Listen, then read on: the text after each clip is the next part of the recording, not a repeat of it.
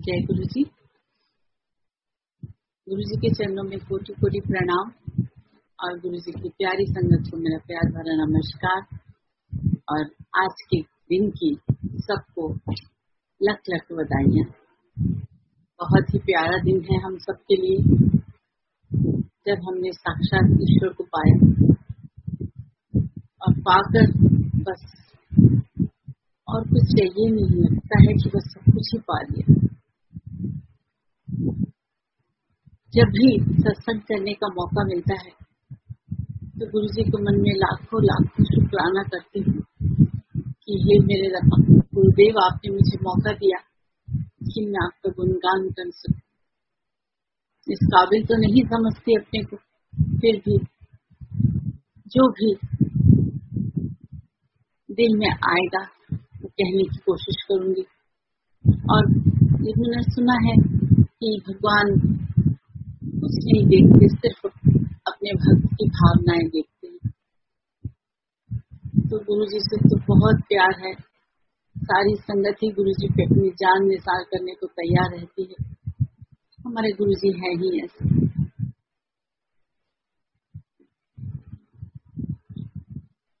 मैं समझती हूँ मैं एक छोटी सी पानी की बूंद हूँ और गुरु जी महासागर हैं।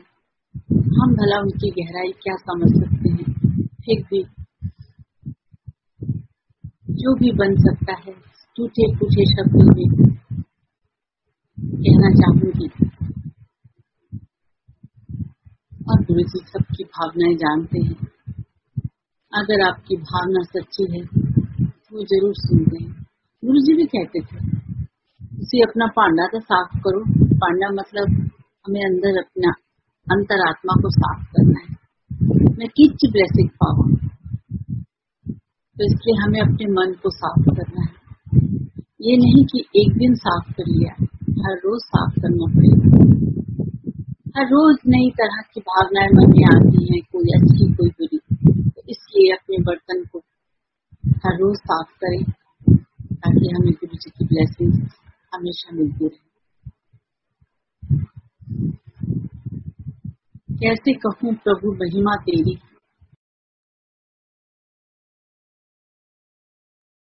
उठती नहीं।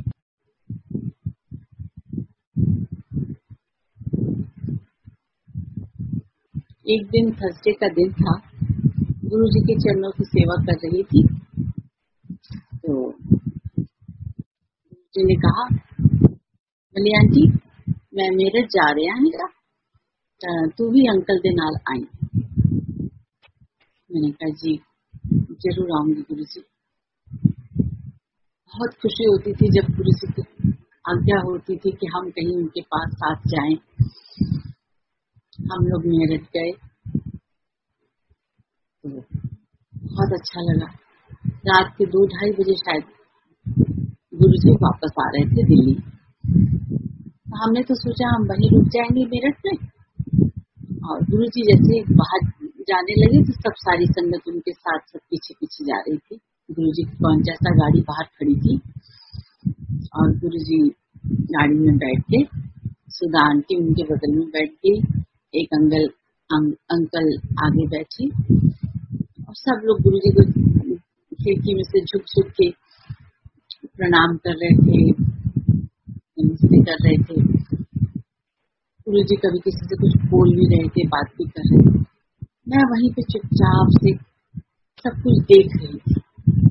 हाथ जोड़े जोड़े मेरे मन में ख्याल आया, मैंने कहा सुधा आंटी कितनी लकी हैं, ये अंकल कितने लकी हैं कि आज गुरु जी के साथ बैठ के जा रहे कार में।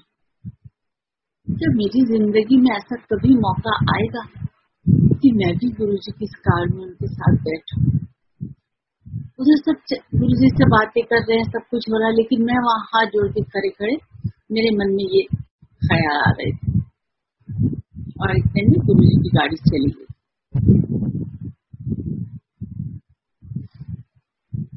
बात ये खत्म हो गई। जो कुछ मैंने सोचा वो मुझे ही मेरे पता। जब दिल्ली आ गए गुरु जी, थोड़े दिनों बाद एक दिन गुरु जी मैं बैठी थी तो गुरु जी कहते, मली आंटी कनाट पे जाना है। बच्चियां नु नाल लेके आई, ब्याह हैगा उत्थे।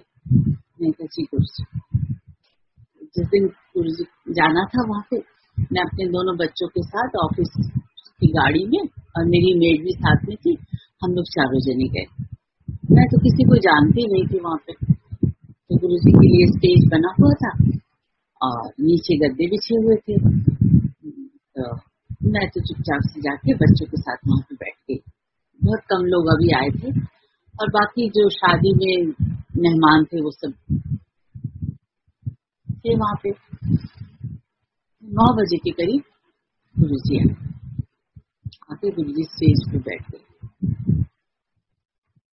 इतने में उन्होंने उंगली से अपने इशारा किया मुझे, इधर आओ। मैं उठ के गई गुरुजी के पास, बैठ जा। मैं बैठ गई, सिर झुका के बैठी थी। कहते लंगर खा लिया?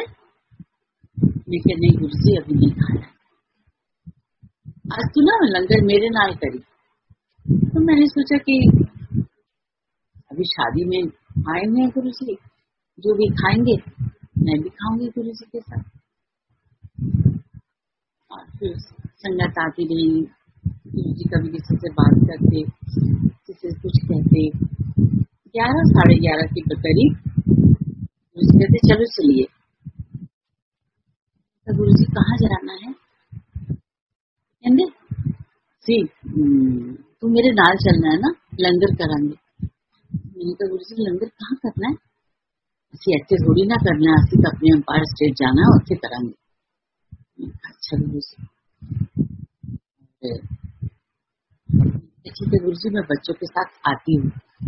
नहीं नहीं बच्चियां के नाल नहीं आना, तू बच्चे अपनी गड्डी से आ जाएंगे, तू मेरे नाल मेरी गड्डी से बहन आएगा, आज मेरे नाल जाना है तू। आज मैं मर जाऊं। मैंने कहा कब मैंने ये तमन्ना की थी और गुरुजी ने आज वो मेरी इच्छा पूरी करी। मेरी आंखों से आंसू बहने लगे। मैं कहती कितना दयालु है, छोटी से छोटी बात समझ लेता है।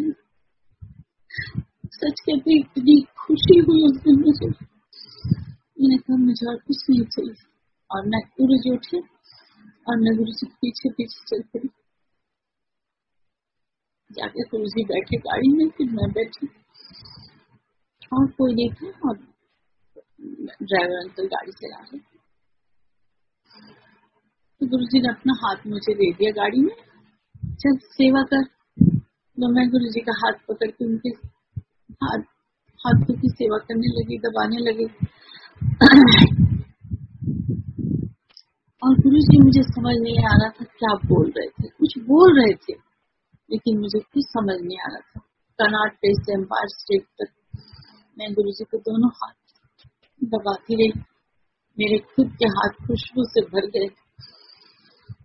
फिर एम्पायर स्टेट में हम लोग गए, गुरुजी अपने रूम में चले गए और कोई नहीं था। मेरे बच्चे भी आ गए, वो मेड सर्वेंट भी आ गई, हम लोग तीनों जने, चारों जने और गुरुजी, बस और कोई नहीं था। तो गुरुजी ने आके कहा चलो लंगर लगाओ। तो थोड़ी देर में लंगर आ गया। सरसों का साग था, मक्की की रोटी। तो हम लोग ने खाना शुरू किया। गुरुजी भी खा रहे थे अपनी गद्दी पे बैठ के। खाते खाते कहते ले साग ले ला, मुझे अपनी कटोरी दे दी। आप सोचिए जब ईश्वर खुद अपने हाथ से कुछ दे तो एक भक्त की क्या अवस्था होगी। मैंने कहा इससे खुशी बड़ी मेरी जिंदगी में कुछ हो नहीं सकती। और मैं खुशी खुशी वो साग खाने लगी। फिर गुरुजी के लिए और साग आ गए। फिर गुरुजी ने अपनी आधी मक्की की रोटी तोड़ के मुझे दी, ले ये भी खा। मैं मन में सोचती कितना प्रेम करते हो तुम, हम इस लायक भी नहीं होते तब भी तुम इतना प्रेम करते। आंसू बहते रहे मेरे, मैं खाती रही। थोड़ी देर बाद आज मल्ली आंटी ने शक्कर देसी घ्यो पा के शक्कर लेके आओ।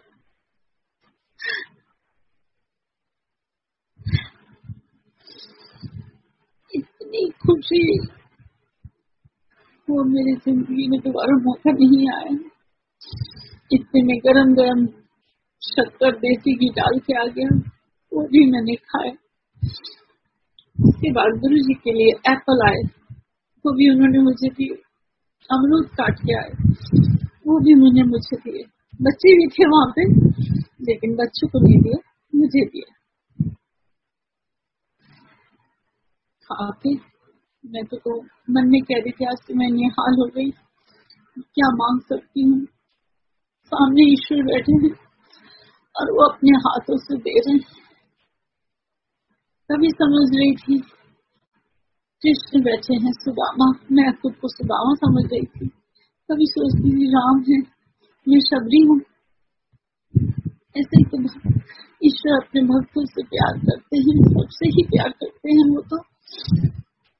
लेकिन कभी कभी उनकी विशेष कृपा मिल जाती है, वो भी ना जाने कौन से पिछले जन्म के अच्छे कर्म होंगे।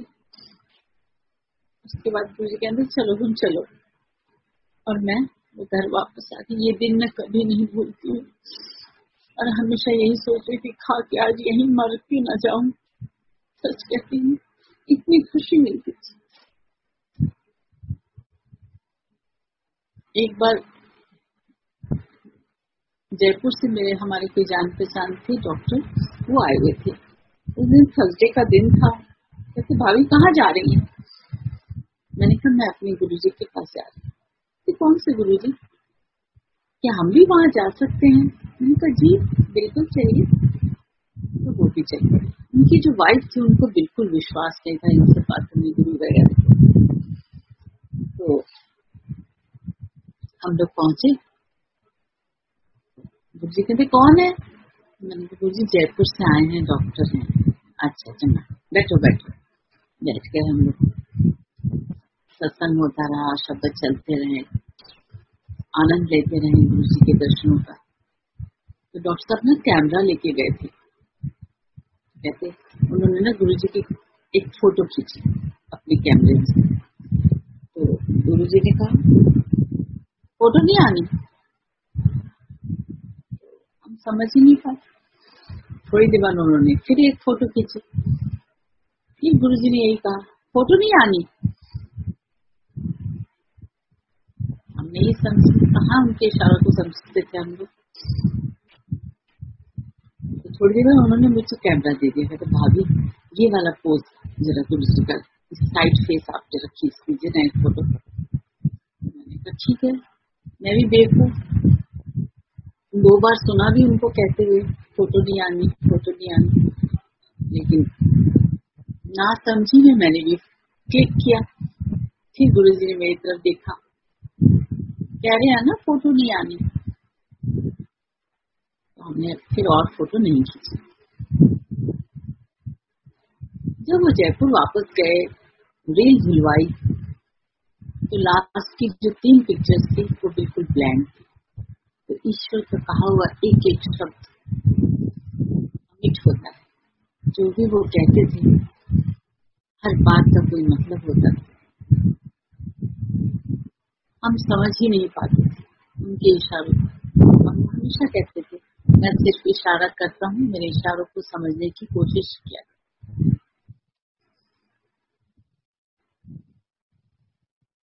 गुरु जी बहुत कम बोलते थे, और हम लोग की अपनी भी खुद भी हिम्मत नहीं होती थी कि हम जाके उनसे कुछ कहें।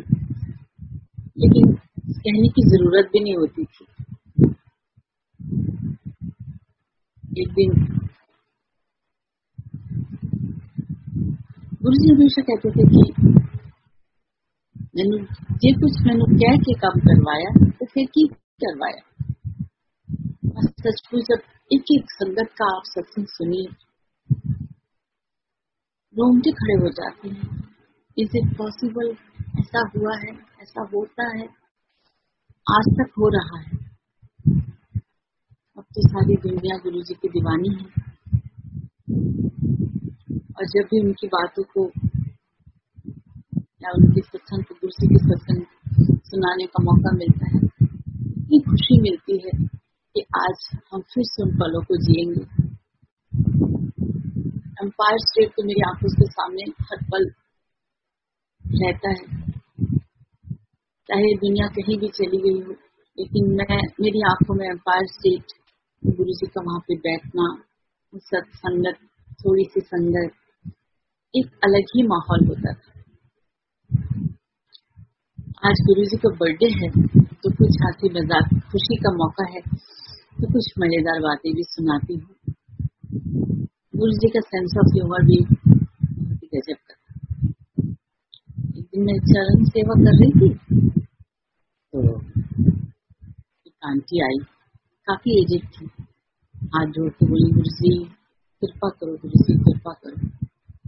तो गुरु जी मुझे देख के कहते, आंटी देख लो जरा, 80 साल दी हो गई है, उन्हें उत्ते जान का टाइम हो गया है, तो उन्हें भी कहती कृपा करो कृपा करो, और किन्नी कृपा करो।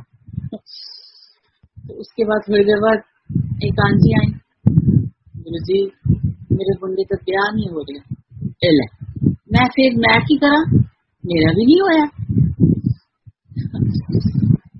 कभी कोई कहता, गुरु जी मेरा मुंडा पढ़ता नहीं, गुरु जी मैं भी तो पढ़िया लिखा नहीं है, मैं की करा। बहुत ही हंसाते भी थे कई बार गुरु जी। एक मोस्टली थर्सडे को मैं गुरु जी के चरण की सेवा में बैठी होती थी, तो थर्सडे को ही वो टीनेजर सरदार जी थे और उनकी मम्मी आती थी।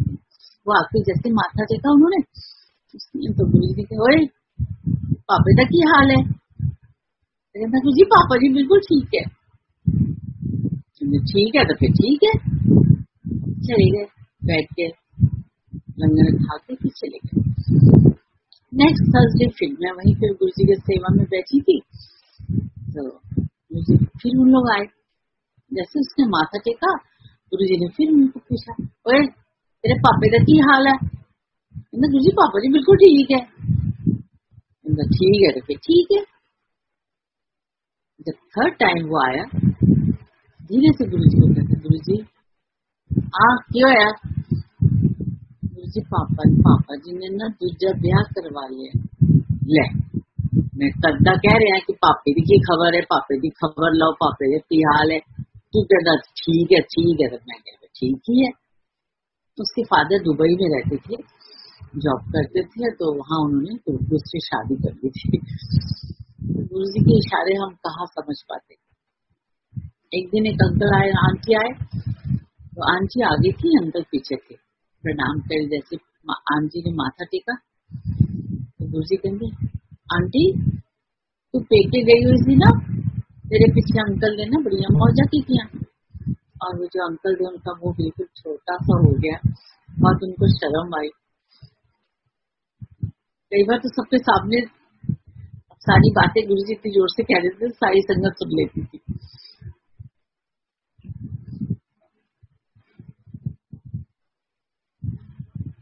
गुरु जी हमेशा कर्म कांडों और ये रीति पूजा पाठ इनको हमेशा कहते थे, इन्हें से ना पिया करो, पंडिता के चक्र से ना पिया करो,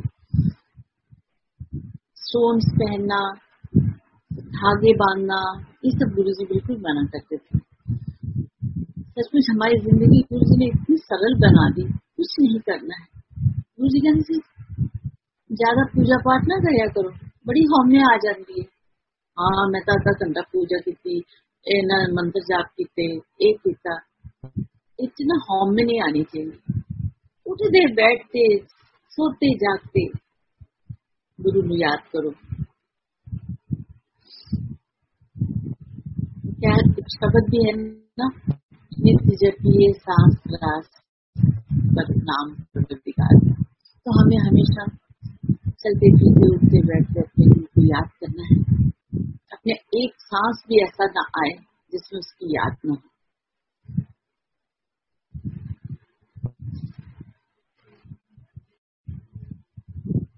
अभी मैं एक सत्संग सुन रही थी, उसमें उन्होंने कहा कि गुरुजी बड़े मंदिर में थे और बोला कि 5.25 किलो की बर्फी लेके आओ, रात को 1 बजे कहाँ से बर्फी मिलेगी। लेकिन जब उन्होंने कहा होगा तो उनका अरेंजमेंट भी किया होगा और सचमुच फिर वो बर्फी लेके आए। इसी तरह मेरे साथ भी हुआ। मैं 11 साढ़े 11 बजे गुरुजी ने आज्ञा दी तो कहने लगे आज जब जाएंगे ना तो अंकल ये रास्ते से ना बर्फी जलेबियां लेके जाएंगे एक पा। मैं सोचूं 11-12 बज रहे हैं, कहाँ से मिलेंगी जलेबी, कौन बैठा होगा रास्ते में, कोई चल रहा होगा। और जिस रास्ते से हम लोग जाते थे वहां ऐसा कुछ कोई था भी नहीं। फिर भी जब तक जा रही थी तो 12 बज गए थे, कहीं कोई दुकान खुली नहीं थी, दोनों तरफ मैं देखती हुई जा रही थी, लेकिन अनजान थी, मुझे ये नहीं पता था। जब उन्होंने अपने मुंह से ये शब्द निकाले हैं तो इंतजाम भी उन्होंने जरूर करके रखा हो। और जो सारे रास्ते देखती जा रही, कहीं कोई तो दिख जाए, कहीं कोई तो दिख जाए। फिर अचानक एक रेड़ी दिखी, अंधेरे कोने में खड़ी है एक रेड़ी, और वो जलेबियां तल रहा था उस समय गरम कर। मैं तो खुश हो गई, फटाफट उतरी, एक पाव जलेबी ली और घर जाकर अंकल को दी। मैंने कहा ये लीजिए। तो ये कहाँ से लाई? मैंने कहा गुरुजी ने आपके लिए स्पेशल भेजी। कहते अच्छा। एक दिन इनकी तबीयत खराब थी बहुत, तो मैंने कहा चलो तुम आज तबीयत खराब है तो क्या हुआ, चलो गुरुजी के वहां जाके लंगर खा लेना, गुरुजी के दर्शन कर लेना, ठीक हो जाओगे, अच्छा लगेगा। कहते नहीं मैं नहीं जा रहा, तू जाके ना गुरुजी ने कह दे कि अंकल की तबीयत ठीक नहीं। मैं कहा ठीक है, जैसे आपकी मर्जी। मैं गई, गुरुजी वॉक करके आए थे, बैठे हुए थे किचन के पास। तो मैंने चरणों में प्रणाम किया, बड़ी हिम्मत करके कहा गुरुजी आज अंकल जी ने तबीयत ठीक नहीं। फिर मैं की करा, जा बह जाओ थे। इतनी शर्म आई, मैंने कहा गुरुजी ने उस नाराजगी से कहा है, और सचमुच नाराज होने की बात ही भी है। तबीयत ठीक नहीं है, घर में बैठे बैठे तुम ऑर्डर दोगे तो जाओ गुरुजी को बोल दो, आने में क्या तकलीफ है। अगर हम प्यासे हैं तो हमें गुरुजी के पास तो जाना ही पड़ेगा। और मैं वहाँ चुपचाप से बैठ गई और मेरे आंसू निकलते रहे, मैं रोती रही और सारी संगत भी देख रही थी। आज तो मलिया आंटी को डांट पीटी है। थोड़ी देर बाद गुरुजी अपने रूम में चले गए और चोला बदल के आ गए। लंगर लग गया, लंगर खाया, खा के 10 बजे का टाइम था। मैं प्रणाम, मेरे को आज्ञा मिल गई, गुरुजी ने कहा चलो चलो। तो मैं उठ के जैसे ही उनके चरणों में माथा टेका, कहते अंकल नहीं ना रोटी से सब्जी रखवाई है किचन से, जानने वाले ले लें। मैंने कहा एक तरफ तो डांट रहे और ऊपर कितना दूसरी तरफ कितना ख्याल है उनका, रोटी रखी है, सब्जी रखी है अंकल के लिए। मैंने मन ही मन में बहुत बहुत थैंक्स किया गुरुजी को। और एल्युमिनियम किचन में गई, एल्युमिनियम फॉइल में गोभी आलू की सब्जी थी और रोटी में बना हुआ था, पैकेट बना हुआ था, मैं लेके गई और उनको दे दिया।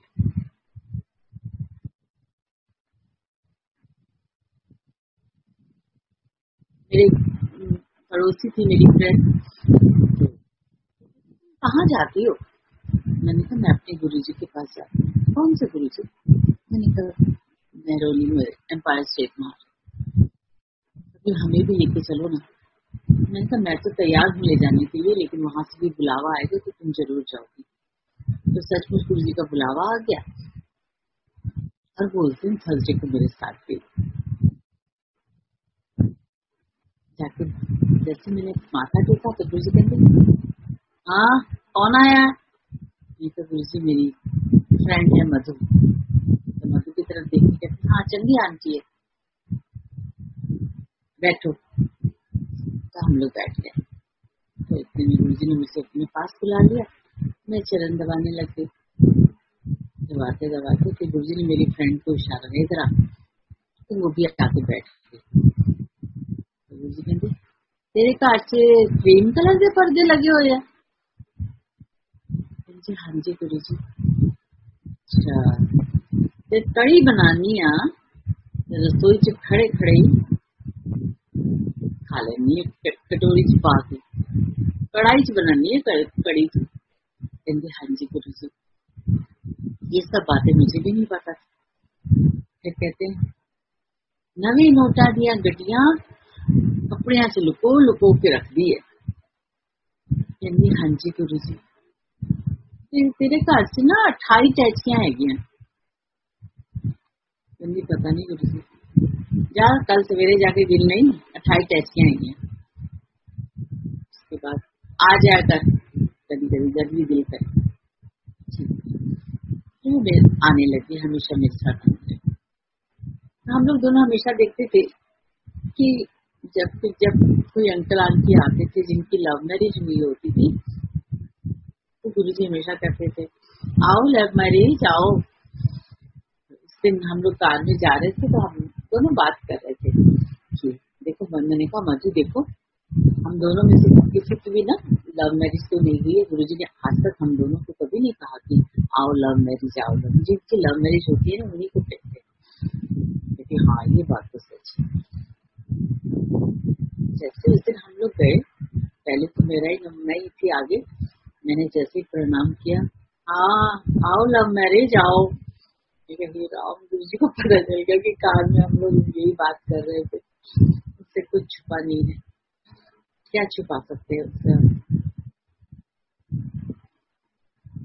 मेरी मेड सर्वेंट थी जो फुल टाइम मेरे पास ही रहती थी 7 क्वार्टर में। उसको हार्ट प्रॉब्लम, डॉक्टर ने कहा था कि बाईपास सर्जरी होगी। तो वो बोली मेम साहब मेरे पास इतने पैसे नहीं है कि मैं बाईपास सर्जरी करवा सकूं। तो कोई बात नहीं बिमला, मैं गुरु जी को बताऊंगी, गुरु जी जरूर तुम्हें ब्लेसिंग्स देंगे। तो उस दिन गई गुरु जी के चरण सेवा कर रही थी। तो करते करते मैंने कहा गुरु जी जो हमारी काम करती है उसको हार्ट प्रॉब्लम है और डॉक्टर ने ना बाईपास सर्जरी के लिए कहा है। तो एक मुट्ठी भर के उन्होंने मुझे बर्फी दी, ये ना उन्होंने दे दी, ठीक हो जाएगी। मैं रात को 12 बजे पहुंची, फिर उसके सर्वेंट क्वार्टर में गई। मैंने दरवाजा खटखटाया, मैंने कहा ये लो बिमला, तुम्हारे लिए गुरुजी ने बर्फी भेजी है, तुम ठीक हो जाओ, तुम्हारे बाईपास सर्जरी करने की जरूरत नहीं पड़ेगी। अच्छा, और आज 20 साल हो गए उसने बाईपास सर्जरी नहीं करवाई, बिल्कुल ठीक है। कौन सी, ये तो सभी जानते हैं गुरु जी के दरबार में कौन सी बीमारी, कौन सी परेशानी, हर दवा है, हर चीज की दवा मिलती है।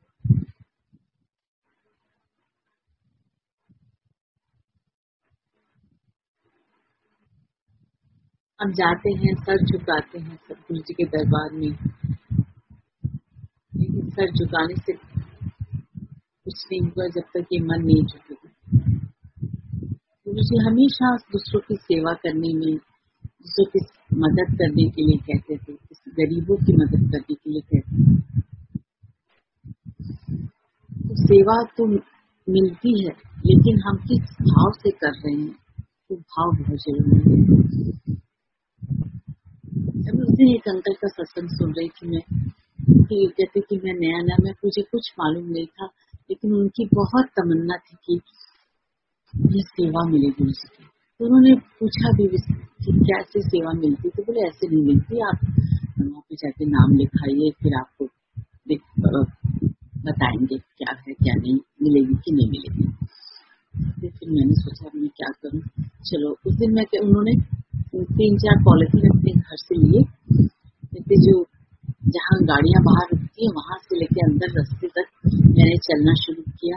और उस रास्ते में जिस रास्ते से संगत आती थी और जिस रास्ते से संगत जाती थी, वहाँ कुछ भी गिरा मिल रहा था जाके संगत के पैरों में न चुभे, मैंने वही उठाना शुरू कर दिया। और उठा के कभी कोई फ्रूटी का पैकेट, कभी कहीं कुछ कहीं कुछ, कहते मैंने 2-3 थैलियां भर ली, इतना कूड़ा मिल गया। तो जब मैं सामान चीजें उठा रहा था तो एक अंकल आए, कहते आप अंकल क्या कर रहे हो? जी मैं सेवा कर रहा हूँ। तो यहाँ कौन सी सेवा है? तो रास्ते में जो भी संगत जाती है, उसके पैरों में कोई तकलीफ ना हो और ये रास्ता साफ हो, गुरु जी का रास्ता है। मैं यही सेवा, और तो कोई सेवा मुझे मिल नहीं रही। चलो चलो मैं थानू सेवा देना। मैं तो पूछा सी, लेकिन उन्होंने कहा कि उधर बैच चाहिए है, सब कुछ चाहिए है। कहते नहीं, थानू कोई किसी बैच की जरूरत नहीं, चलो आज। और उस अंकल को मंदिर की सेवा मिली। तो सच्ची भावना होना, उसका क्या नहीं मिल जाता। इसलिए कहती हूँ सेवा भाव, सेवा करिए, बहुत अच्छी बात है। बहुत खुशकिस्मत होते हैं जिनको सेवा मिलती है, लेकिन असल सेवा मन से होनी चाहिए। गरीबों की सेवा, मंदिर की सेवा तो है ही, मंदिर में तो है ही सेवा, लेकिन दुनिया में भी किसी की भी किसी तरह से भी कोई सेवा कर सको, मिल जाए तो अपने आप को धन्य समझिए।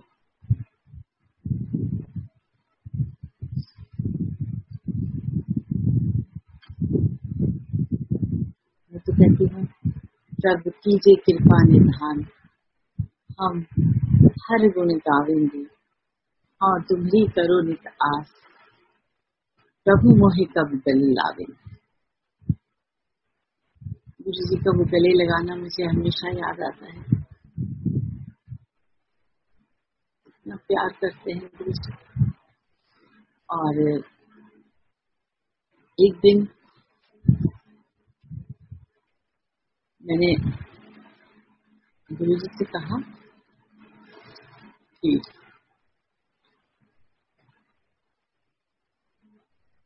उस दिन लंगर की बात गुरु जी ने, उस दिन किसी की शादी थी तो कार्ड आए थे, तो गुरु जी सबको कार्ड लिख के दे रहे थे। जब कार्ड लिख रहे थे तो हवा से उनकी जो उन्होंने चोला पहना हुआ था वो उड़ रहा था और पेन के निशान उसमें लग रहे थे। जब कार्ड बज गए, लंगर खा लिया हम लोगों ने, तो गुरु जी ने मुझे कहा, मैंने आज्ञा ली, गुरु जी से प्रणाम किया, लेकिन बोली आंटी आज ना तेनों मैं अपना ये चोला पाया हुआ ना, मैं ये तेनों भेजांगा, वीपी लेके आएगा। जी गुरु जी सॉई ना, वीपी दे हाथों भेजांगा मैं अपना चोला। मैंने कहा जी गुरु जी। मैं घर पहुंची, मैंने इनसे कहा कि आज ना मैं गेस्ट रूम में सो रही हूँ, क्योंकि गुरु जी ने अपना चोला भेजना है, वो पता नहीं कब आएंगे रात को, तो पता नहीं मुझे अपने बेडरूम में घंटी की आवाज सुने या ना सुने, तो मैं वहां सो रही हूँ। बोले ठीक है, कोई बात।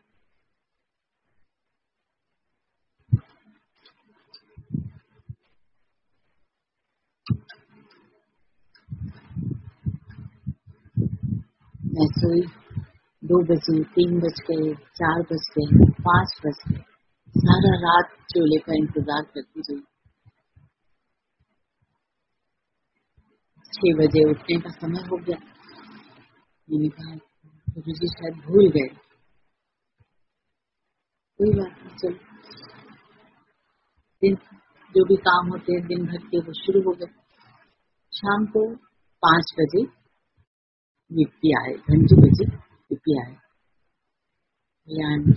गुरु जी ने चोला भेजा। मैंने कहा वीपी मैं तो सारा रात इंतजार कर रही थी, सोई नहीं मैं। मैंने हाँ जी सुबह 4 बजे तो गुरु जी ने मुझे आज्ञा दी, फिर ऑफिस चला गया, वापस वहाँ से आके वापस ये चोला लेके आया। वो चोला मेरे पास है और वो पेन के निशान भी उसमें वैसे ही बने हुए हैं। जब भी देखती हूँ वो पल याद आ जाते हैं। एक दिन गुरु जी ने अपने दोनों जोड़े उठाए, अपने इल है, तब मैं नई थी, मुझे कुछ पता भी नहीं था। मैं सोची ये क्यों दे रहे हैं मुझे, मैं क्या करूँगी इसका, कहते रख ला, ब्लेसिंग्स है गया। गुरु जी का वो चोला और वो गुरु जी के जोड़ा, जब भी सत्संग करती हूँ घर में दोनों चीजें रखती हूँ। आज भी हम लोगों ने सत्संग किया, ये सारी गुरु जी की ब्लेसिंग्स ली। दोनों बच्चे इतने खुश थे, डांस कर रहे थे और हैप्पी बर्थडे गुरु जी, हैप्पी बर्थडे गुरु जी, बहुत अच्छा लग रहा था। छोटी छोटी बातों से ही इतनी खुशी मिल जाती है कि बस फिर और कुछ कहने को या कुछ मांगने को दिल ही नहीं करता। और गुरु जी की तस्वीर को देख लो तो बस दिल करता है एक पल भी पल के न झपके हम लोग।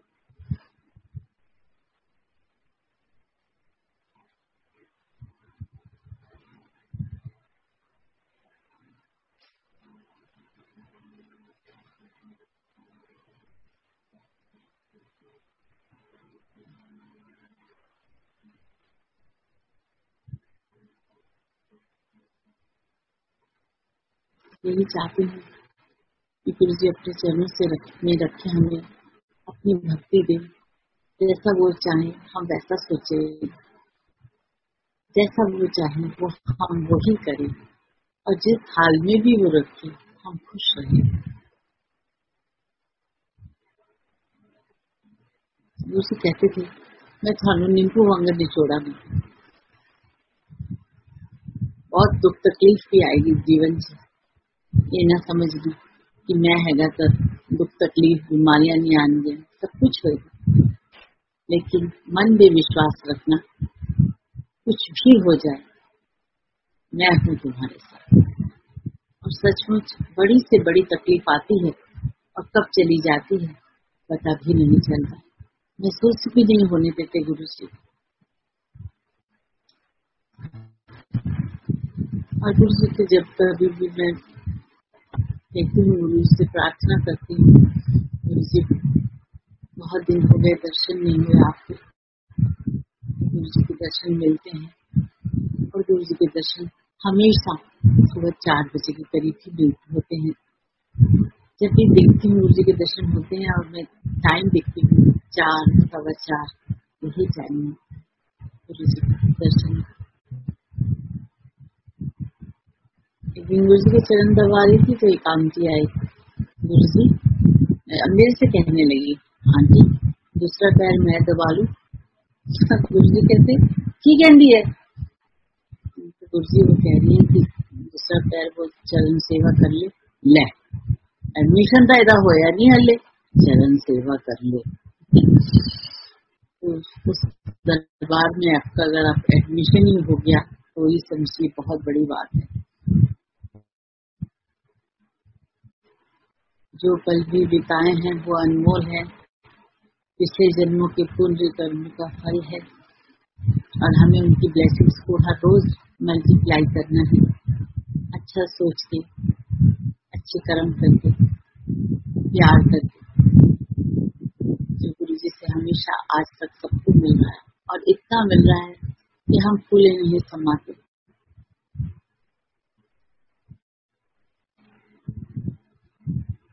भक्ति सबकी मैं देखती हूँ तो अपने आप को बहुत छोटा सा महसूस करती हूँ, इतना प्यार करती है संगत गुरु जी से। सत्संग सुन के तो दिल करता है कि हाय हम भी ऐसे बन सके, ऐसी संगत जैसे हमारा भी हम भी हो उनमें से। बहुत खुशी होती है सत्संग सुन के, शब्द हर क्वेश्चन का आंसर मिलता है, हर परेशानी शब्द सुन के दूर हो जाती है। शब्द तो पहले भी सुनते थे, लेकिन जब से गुरु जी के दरबार में बैठ के सुने उनका मतलब ही अलग समझ आया। गुरु जी कुछ कहते ही नहीं थे, बस शब्द सुनने होते थे हमें। गुरु जी को जब लंगर खाने के बाद गुरु जी पंजाबी गाने लगा देते थे, फोक सॉन्ग्स बड़े मजेदार अच्छा लगता था। गुरु जी कहते 2 घंटे तो ज्यादा भक्ति साढ़े को नहीं हो सकती, साढ़े बस की नहीं है, हम चलो पंजाबी गाने सुनो। गुरु जी पंजाबी गाने लगवा देते थे। एक कोई डांसर थी बहुत बड़ी, तो एक दिन वो बैठी हुई थी, गुरु जी कहते मैं चरण दबा रही थी गुरु जी के, तो गुरु जी कहते मुझे आंटी आज ना इस आंटी का डांस दिखाना करनी, 1000 रुपया लेंदी टिकट डांस देखने, तेनों मुफ्त च खाना है। मैं भी मुस्कुरा दी गुरु जी की तरफ देख के। एक आंटी आती थी, उनके खूब लंबे लंबे वो झुमके पहन के आती, जैसे वो आने एंटर करती थी तो गुरु जी कहते आंटी देख ला आ गई है झुमकिया वाली। और एक आंटी आती थी वो खूब लंबी स्कर्ट पहनती थी, खूब घेर वाली, तो गुरु जी कहते आ गई तुमरे वाली। बहुत कभी कभी बहुत मजाक भी करते थे, हंसते भी थे। बहुत प्यारे हैं हमारे गुरु से, क्या कहूँ, शब्द नहीं मिलते एकदम। कई बार तो हमेशा ऐसा लगता है कि क्या कहें आप, कैसे कहें।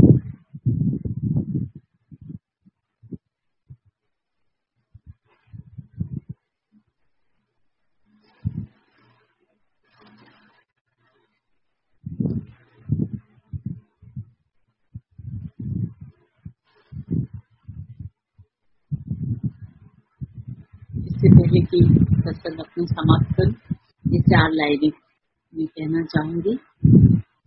चरण रज गुरु की सिर धरिए, जिस पथ गुरुवर तिस पथ चलिए। गुरु बिन जीवन बन कोई निर्जन, नित अभिनंदन गुरु का करिए। चरण रज गुरु की सर पे माथे